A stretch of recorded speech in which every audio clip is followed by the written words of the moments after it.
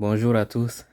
Quelle est la meilleure base pour devenir un combattant à l'UFC, un combattant de MMA professionnel? Quelle est la meilleure base? Quel est le meilleur sport par lequel commencer? Aujourd'hui, je vais ici à bas de First d'abord. Je me présente à bas de First sur les réseaux. Je vais vous parler de quelque chose de très important. Le fait que les sports de combat professionnels sont des spectacles. Plus vous allez offrir du spectacle, plus vous avez de chances de percer.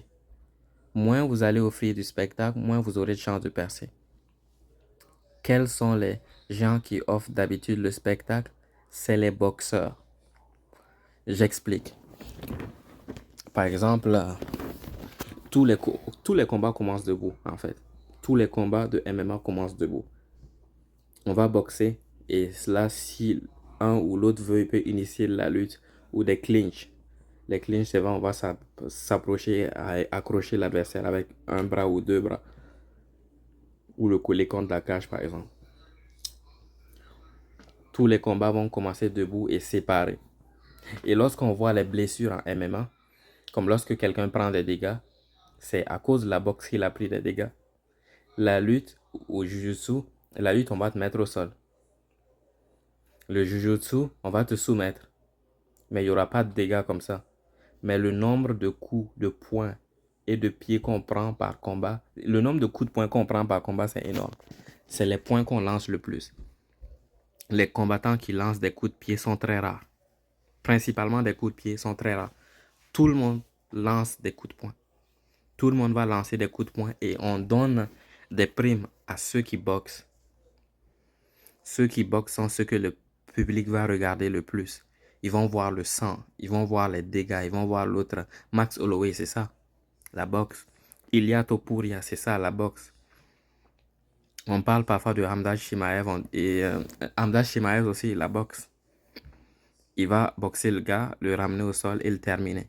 Mais ce qui fait le plus de dégâts à quelqu'un, lorsque le combattant sort de la cage et que le médecin le regarde, ce qui a fait le plus de dégâts, c'est le coup de poing qu'il a reçu. C'est pas le fait qu'il se soit fait mettre à terre ou qu'il se soit fait soumettre. Pour te soumettre, lorsque tu sens que ça va pas être bien pour toi, tu tapes, tu abandonnes le combat. Mais à la boxe, tu peux pas abandonner. Si il te tord le bras, tu peux abandonner, mais à la boxe, on ne peut pas abandonner. La boxe, c'est la meilleure base pour les sports de combat. Si vous voulez être excitant, c'est la boxe. Tous les combattants qui font principalement de la lutte, ils sont... Je disais tout à l'heure que la meilleure base pour le MMA, c'était la boxe. Parce que la boxe, c'est ce qui cause le plus de dégâts.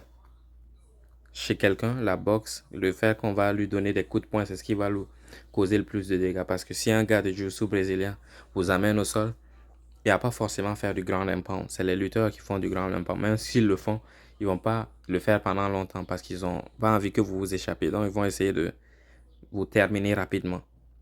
Et si vous faites un ground and pound et que vous réagissez pas, l'arbitre va intervenir.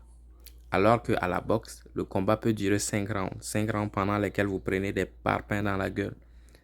Prenez des coups divers dans la tête. 1, 2, 3, 4, crochet, uppercut. Et ça peut durer longtemps. Si vous êtes au sol inoffensif, l'arbitre va arrêter le combat. Si vous ne donnez pas de résistance, l'arbitre va arrêter le combat. Mais debout, la boxe, c'est la chose la plus importante. La boxe, dans le MMA, professionnel, actuel. Peut-être que la méta va changer un jour, mais en ce moment, lorsque quelqu'un n'a jamais vu, n'est pas combattant en MMA, il n'a jamais vu, et lorsqu'il regarde, ils auront tendance à être attirés par les gens qui font de la boxe. Tu peux faire de la lutte et gagner, comme Merab, comme il y a Belal. Tout le monde le critique. Les gens disent, mais c'est nul, mais ses combats sont soporifiques. Mais qu'est-ce qu'il fait dans le ring? Qui lui a donné le contrat? Il est fort. Il arrive à battre les gens en les emmenant au sol. Sauf que ce n'est pas excitant pour le public. Beaucoup de gens le critiquent pour ça. Il a perdu une partie de sa fanbase pour ça. Parce qu'il a un style soporifique. Il n'est pas en train de terminer ses adversaires. Il leur met juste la pression jusqu'à ce qu'ils craquent. Il a énormément de cardio, du cardio de lutte, la VO2 max. Il a beaucoup de VO2 max, donc chaque fois il met la pression, la personne finit par ne pas pouvoir le suivre et elle craque et il gagne le combat. il remporte le combat. À la décision, la plupart du temps, les gens n'aiment pas ça. S'il était comme un Charles Oliveira et qu'il amène quelqu'un au sol, il aurait pu le terminer en lui faisant une craie articulaire ou un étranglement. Cependant, il n'est pas comme ça.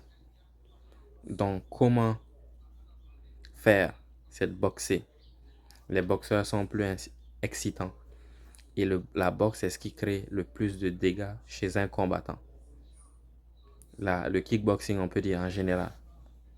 Mais les gens lancent beaucoup plus de coups de poing que de coups de pied. Parce que lorsque tu lances des coups de pied, on peut l'attraper et t'amener au sol.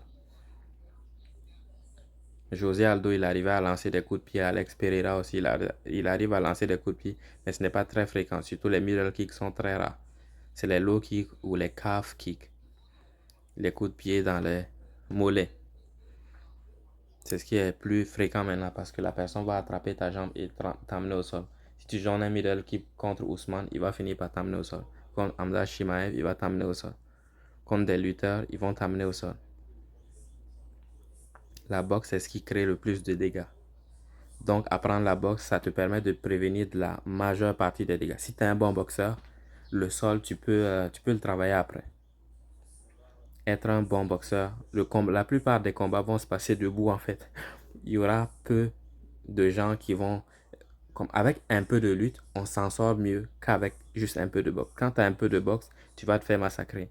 Il va jouer avec la distance et il va te pulvériser. Il va te casser des dents, casser ton nez. Alors que si tu as un peu de lutte, tu peux juste te relever. Tu n'es pas obligé de faire du jiu-jitsu brésilien de haut niveau pour étrangler l'adversaire, mais si tu as fait 1 an de lutte, tu peux te débrouiller. Il te fait tomber, tu vas vers la cage et tu te relèves, ou bien tu vas au milieu de la cage. Si tu es contre un Dagestanais, c'est mieux d'aller au milieu de la cage, de rester au milieu de la cage comme l'a fait Mansour Barnaoui. Mansour Barnaoui, c'est quelqu'un qui a combattu beaucoup de Dagestanais. Et chaque fois, il est renversé quand les Dagestanais le ramenaient au sol en faisant de la lutte. Il les renversait, il prenait le dessus. Toujours, il faisait ça. Mansour Barnaoui, allez regarder ses combats. Il a même combattu Islam Makhachev et il l'a renversé. Je pense 3 ou 4 fois. Tu voyais la surprise sur le visage de Islam. Il ne s'attendait pas à se faire renverser parce qu'il contrôle le sol. Barnaoui est très grand, il a de longues jambes, donc renverser l'adversaire, c'est pas difficile. Il reste au milieu de la cage chaque fois, peu importe ce que l'adversaire fait, il est planté au milieu.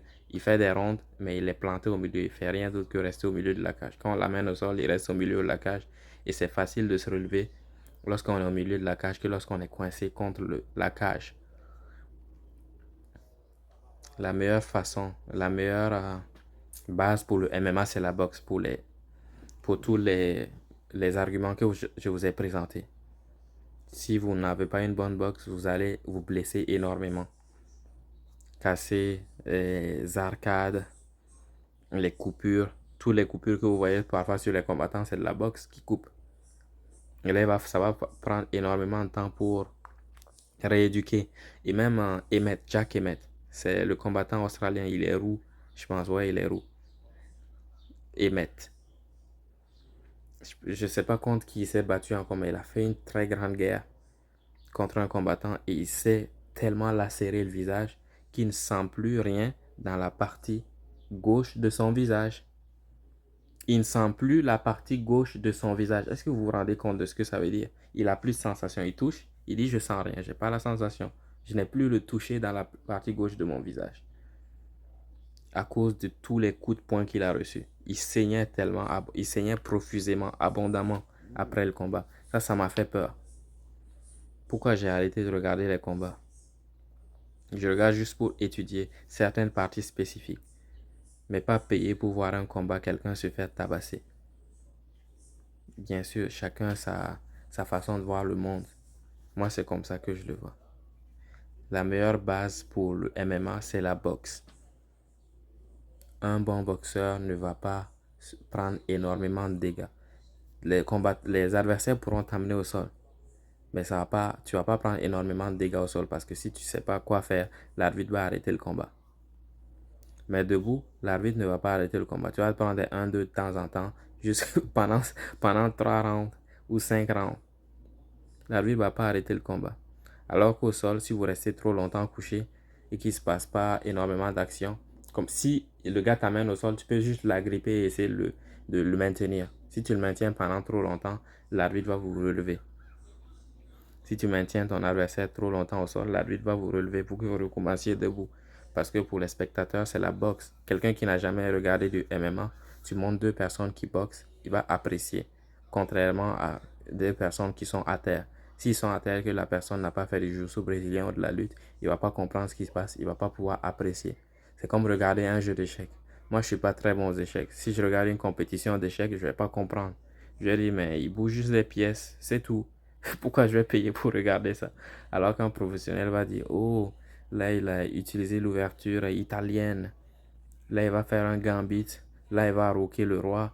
Ok, s'il roque, ensuite, là, il essaie de développer les pièces, contrôler le milieu de la, de la cage, le milieu de l'échiquier plutôt. Ok, là, il va sacrifier ce truc. Il va sacrifier le cavalier pour pouvoir prendre l'arène. Comme quelqu'un qui s'y connaît va comprendre ce qui se passe. Il va pouvoir apprécier. Mais quelqu'un qui n'a jamais regardé le MMA, il va voir des gens à terre, il va pas comprendre, il va zapper. Alors que s'il voit des gens debout en train de se cogner, un, je t'en donne un, tu m'en donnes un, je t'en donne deux, tu m'en donnes un, il va apprécier, il va accrocher plus. Et on dit la plupart des combattants de MMA ont une base de boxe solide. La plupart des combattants, lorsque vous voyez, allez voir dans le top, avant il y avait Venom Page qui utilisait énormément ses jambes, j'avais oublié de le citer. Il faisait du taekwondo. Il y a plein de gens qui utilisent leurs jambes, mais c'est difficile d'utiliser ses jambes dans le MMA, dépendant du type d'adversaire qu'on a en face de nous. Mais la boxe, c'est la chose la plus importante. C'est abat de first. Si vous avez des questions, posez-les, je vais répondre. Et pour ceux qui veulent du coaching en ligne ou en personne qui est à Montréal, on peut regarder quelque chose. Vous pouvez m'écrire un message sur Instagram. C'est tout pour aujourd'hui.